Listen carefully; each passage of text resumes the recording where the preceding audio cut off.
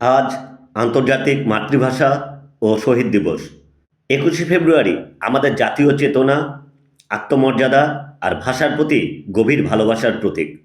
সালাম, বরকত, রফিক, জব্বার সহ অসংখ্য ভাষা শহীদ তাদের বুকের তাজা রক্ত দিয়ে প্রতিষ্ঠা করেছিলেন আমাদের মাতৃভাষা বাংলা।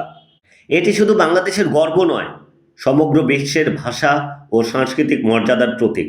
আমাদের শহীদ মিনার শুধু একটি স্থাপনা নয়, এটি একটি অমর চেতনার নাম। এটি আমাদের শেখায় নিজের ভাষা মানে নিজের অস্তিত্ব, নিজের আত্মপরিচয়। আমরা শুধু ফুল দিয়ে শ্রদ্ধা জানালেই দায়িত্ব শেষ হয়ে যায় না।